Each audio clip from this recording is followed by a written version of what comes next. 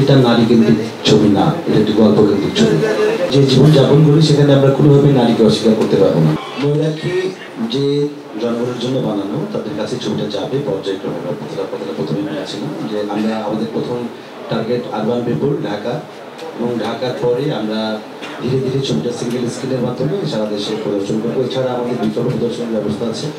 এরপরে ছবিটা ঈদের পর পরে মানে দেশের পরে দেশের বাইরে নিয়ে যাওয়ার ব্যবস্থা হচ্ছে। সুতরাং দেশে এবং দেশের বাইরে মহিলা কি পৌঁছে যাবে ইনশাআল্লাহ। দারুণ প্রশ্ন।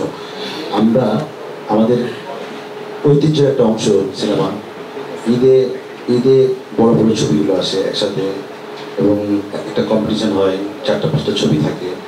আমরা একটার পর একটা ছবি ঘুরে ঘুরে দেখি কোনটার থেকে কোনটা ভালো হলো, কোনটাই কেমন ছিল, কোনটা নায়কের ভঙ্গি কেমন ছিল, নায়িকার প্রেম কেমন ছিল, আমরা একটু নিয়ে আলোচনা করি। এগুলো ঈদের আলোচনা। তো ওই জায়গা থেকে আমরা মনে করেছি যে এই সময় এই একটা বড় উৎসবে, বাংলা চলচ্চিত্রের একটা উৎসবে আমরা অংশগ্রহণ করবো এবং আমরা যে জনরার ছবিটা বানিয়েছি, আমরা যে গল্পটা বলতে চেয়েছি, এই ছবিটা আর অন্যান্য সকল ছবির সঙ্গে ওই কম্পিটিশন করার যোগ্যতা রাখে, গল্পের ওই মেরিটটা রাখে। দ্যাটস ওয়াই আমরা এই ঈদে এই সবগুলো সিনেমার সাথে, আমি আর একটু ভালো করে বলি, সাকিব ভাইয়ের সাথে, তুফানের সাথে, রায়ন রাফি আমার খুব প্রিয় পরিচালক, সাকিব ভাই আমার খুব প্রিয় অভিনেতা, এদের সাথে আমরা একই উৎসবে অংশগ্রহণ করছি। আমরা কেউ কম্পিটিটর না, আমরা এই ইন্ডাস্ট্রিটা আমাদের, আমরা সবাই একে অপরের কাঁধে কাঁধ মিলিয়ে এই কুরবানিতে বাংলা সিনেমার উৎসবে অংশ নিয়েছি।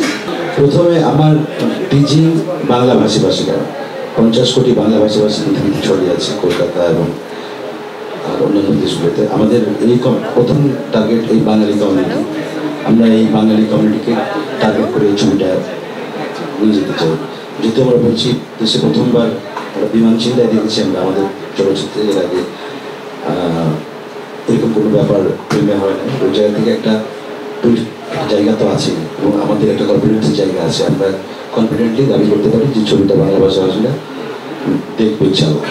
ধন্যবাদ প্রশ্নের জন্য। প্রথম কথা হলো যে এটা নারী কেন্দ্রিক ছবি না, এটা একটি গল্প কেন্দ্রিক ছবি। আমরা একটা সঠিক প্রেমের গল্প পিক করেছিলাম ছবিটা বানানোর ক্ষেত্রে, যেখানে নারীও একটা অন্যতম প্রধান চরিত্র। আমরা যে জীবন যাপন করি সেখানে আমরা কোনোভাবেই নারীকে অস্বীকার করতে পারবো না। ওই যাতে নারী একটা প্রধান চরিত্র। হ্যাঁ, আমি আসলে আপনার একটা কথার সঙ্গে ঠিক পুরোপুরি সহমত পোষণ করতে পারতেছি না যে নারী কেন্দ্রিক গল্প, এরকম অনেক গল্প আছে আসলে নারী কেন্দ্রিক গল্প। আমি আপনার সঙ্গে সহমত।